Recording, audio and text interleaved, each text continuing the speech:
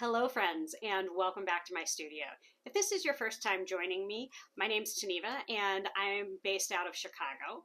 And this is my first time joining the Coast to Coast group. And I am just so grateful for the invite to be with this group of just amazing artists. So yeah, I have a really interesting painting for you today. It has a few steps, starting with a gradient background, and unfortunately I didn't get the gradient background on video, but I'm going to be doing a whole video on doing a gradient background sometime later this week or next week, so stay tuned and we'll get to that.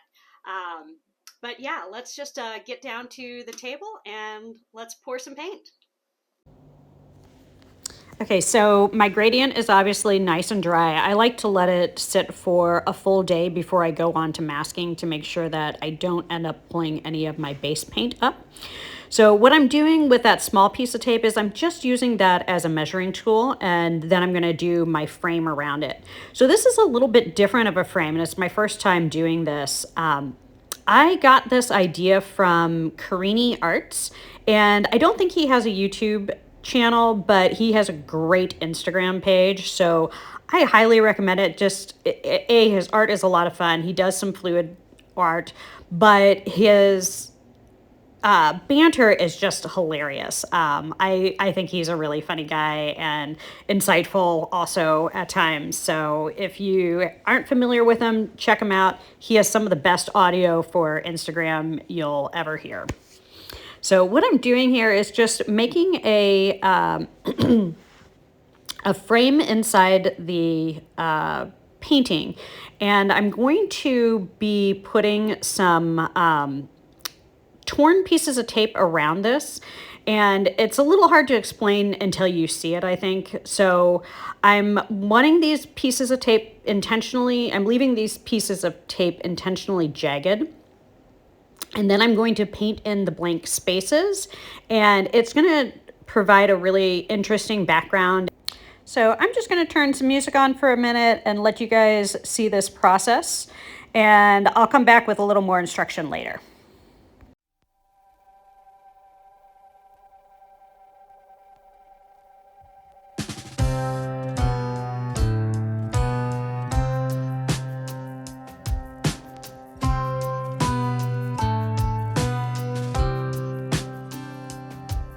I'm a long, long way from home. It's a long, long road I'm on, and the angels hear me cry.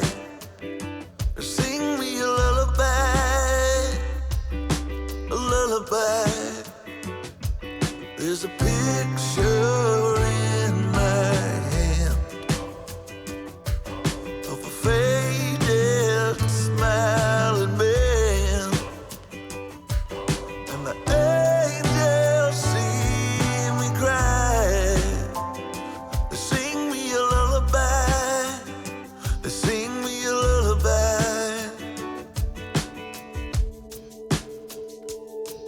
If you take these tears from me, I will never ask for anything, 'cause the pain won't set me free. I've been strong so long. See me moving on to a place I've known so long, and the angels see me try.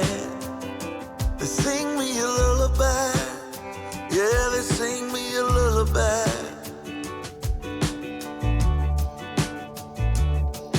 If you take these tears from me. Here we are with our colors. I have iridescent silver from Golden, Payne's Gray from Golden, add just a touch of white to lighten it up just a bit. I have grayish blue from Amsterdam. I have Modern Masters Sapphire Blue, and I really like this because it's not such a brilliant blue. It's a little more earthy, but still has just a gorgeous shimmer. Love that. And then in both of these cups, I have burnt umber mixed with a little bit of white. This one, obviously a little bit more white. And because burnt umber has a little bit of a red tone, and when you tint it with white, it can lean pinkish, I also added just a little bit of neutral gray to counteract that pink color. Okay. So I'm doing a dustpan pour today, and I'm doing more of a Sarah Mac style dustpan pour where I'm going to do a straight pour my paints into the cup and then do a straight pour into the dustpan, and then I'm gonna do the dustpan over my canvas instead of just layering all the colors straight into the pan the way some artists do. So I think I'm gonna start with a little bit of the blue, the gray blue, and then let's go for some of the darker burnt umber. And I'm gonna do some of the Payne's gray. And I'm doing fairly thin layers here. Touch of silver, not too much of the silver because this can be a little bit of a bossy color, takes over easily. I've got my lighter linen color, my sapphire blue, my gray blue. I'm gonna do my umber,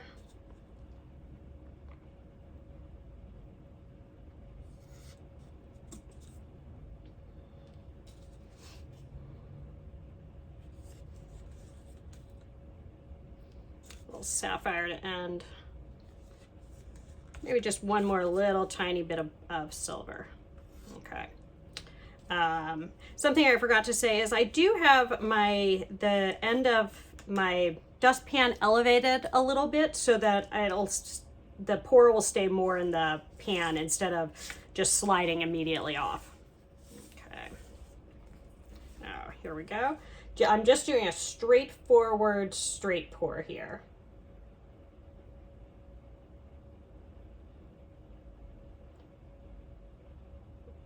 Go.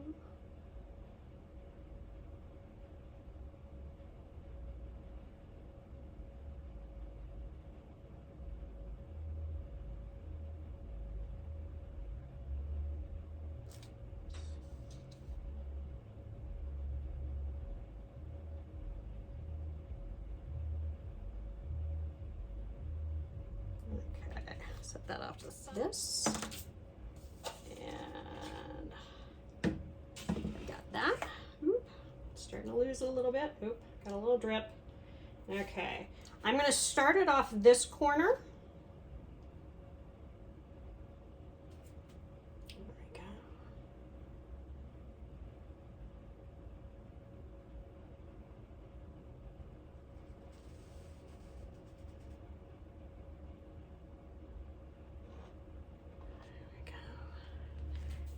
Okay, do this one more time.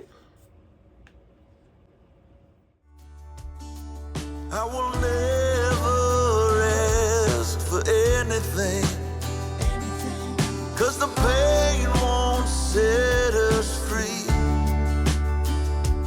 And I've been strong for so long.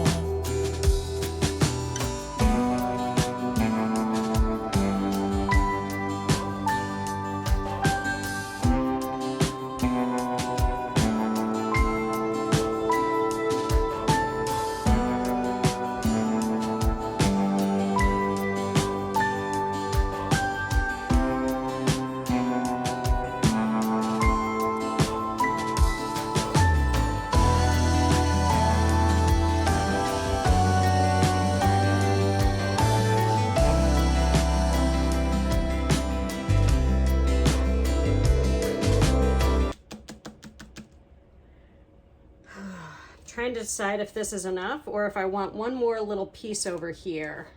I think I'm gonna leave this as is. Here we are for a quick little wet walkthrough here. Pretty happy with how this turned out. I could have done my dustpans a little more smoothly, but I think this is going to be really cool. I can't wait to take the rest of the tape off. Now I want to point out I did make a mistake here. Usually I seal the edges of my tape, but I was so excited about doing this pour that I actually forgot to seal the edges of my tape. So I might not get the crispest of lines there, but we'll see. So stay tuned for the dry results. So it's time to pull the tape, and I wanted to talk about this because it's been about 12 hours. So it is not completely dry, which is what I want. If you pull this too early, you're going to get the paint running back into the area that was taped. But also, if you pull it after things are completely dry, then you run the risk of it peeling into the area that you want to keep. Okay, now because I forgot to seal the edges of the tape, I am expecting some seepage, and I'll figure that out later.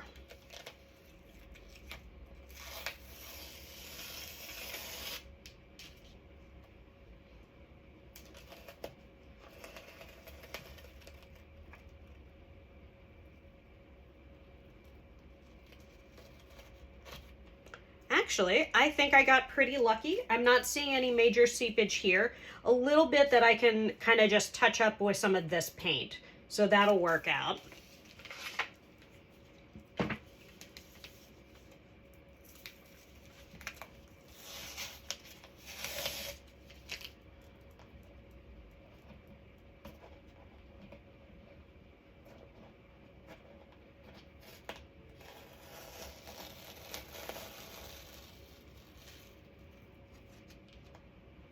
Okay. Same thing here. And I'm really liking this. So I'm gonna, hopefully, I'm not sure if you guys can see that. There is quite a ridge here. And there will continue to be a little bit of a ridge after it dries, but once it dries and shrinks down, that almost shelf-like look won't be quite so apparent. Okay, here's the last piece.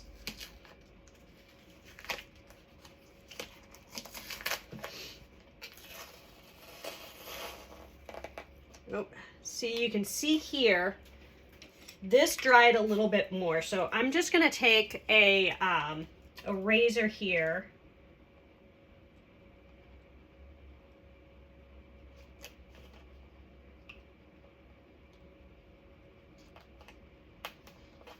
There we go. Same thing here.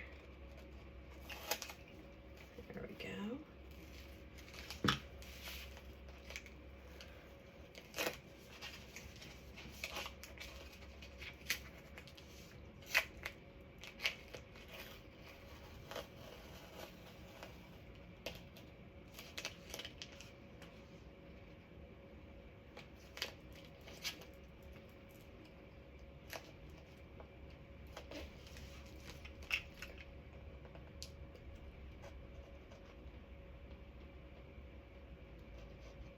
Okay, so that's what you can do if it dries too much and you feel like you're going to get peeling.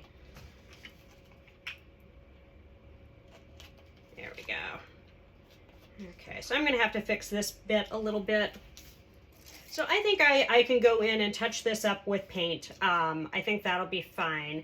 But overall, I am pretty happy with this. I'm gonna bring you in after it's completely dry and show you some details, but I'm liking this kind of muted Salvador Dali sort of thing going on here. And I think this different sort of framing is really interesting too. It's a long road I'm on, and the angels hear me cry. They sing me a lullaby, a lullaby. There's a picture in my hand of a faded smiling man. Here we are for a quick little video walkthrough.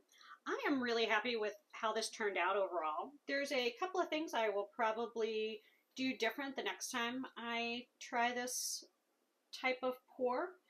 But overall, for my first attempt, I think this is just really cool. And I think it has tons of potential with different color combos and different layouts. So yeah, if you guys have any questions, please leave them in the drop down below. I'm always happy to answer. And thank you for being here. I hope you all have a wonderful day.